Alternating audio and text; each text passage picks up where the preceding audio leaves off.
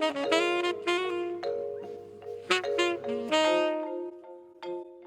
j'étais aux Beaux-Arts, je m'étais posé la question du support, parce qu'il y avait support surface, tout ça. Bon. Puis il y avait l'art minimal américain, etc. Donc j'avais compris que tout acte il fallait être responsable de tous ses choix, quoi. Pourquoi on peint sur toile, pourquoi on peint sur bois, pourquoi on peint sur les murs, etc. J'avais aimé l'idée que ce ne soit pas des toiles mais des paravents, quoi. Donc puis je me suis dit peut-être c'est un peu commercial faire des paravents. Puis effectivement tout de suite, alors que j'étais encore en Beaux-Arts, je commençais à vendre des très beaux paravents, assez chers. Et puis petit à petit le paravent c'est une structure quoi, pliée, et puis au bout d'un moment j'avais commencé à y vider complètement les paravents. C'est devenu de la sculpture en fait.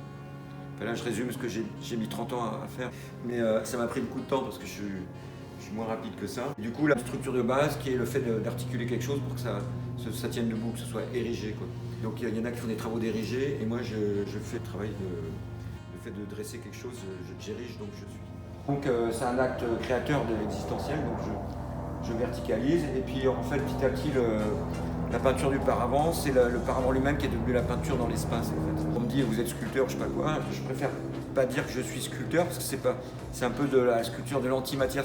Et aussi la grande révolution dans mon travail, ça a été l'étude du vide bouddhique et le vide chrétien aussi, parce que finalement ça se rejoint. Puisque le nirvana finalement c'est pas ce qu'on croit, c'est pas le fait de posséder plein de choses, d'acheter qui rend heureux, mais c'est le fait de se déposséder de tout. Donc on peut dire que les possédants sont possédés par leur possession. Et que la liberté, c'est de ne rien posséder et de ne pas être possédé par ses possessions. Voilà, moi je suis le grand marchand du vide et l'espace vide. Quand on a l'esprit libre et vide, eh ben, on se libère l'esprit et là on a la liberté de penser. Et donc là, les deux grandes révolutions, ça a été quand même le choix du support. Il y a un volume dans l'espace et ouverte de l'espace vide, c'est-à-dire l'antithèse cartésienne du monde occidental, qui est la réflexion orientale, ou du vide chrétien aussi, parce que ça existait aussi finalement. Je me suis beaucoup intéressé aussi à l'idée de l'articulation, que j'ai fait des charnières géantes, puis à faire mes paravents, j'ai beaucoup travaillé sur l'aspect mécanique de la rotation. Ça m'a amené à faire des grandes charnières. J'ai pensé à l'idée qu'on dit il y a les transports amoureux. Le transport, c'est le mouvement en fait. Et donc on pourrait transposer c'est quoi l'amour sur le fait que le mouvement, c'est de l'amour.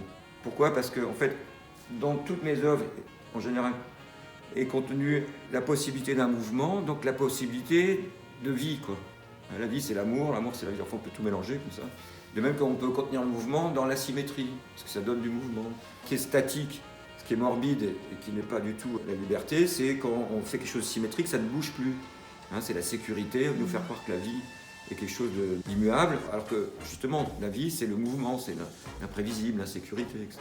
Le fondement de mon travail, c'est la liberté absolue de l'esprit, dégagée de toute contrainte matérielle. Puis, ben voilà, circuler, il n'y a rien à voir, parce que je vends de l'espace vide qui nous libère l'esprit. Donc je vends un peu comme Yves Klein du rien, quoi, du vide, quoi.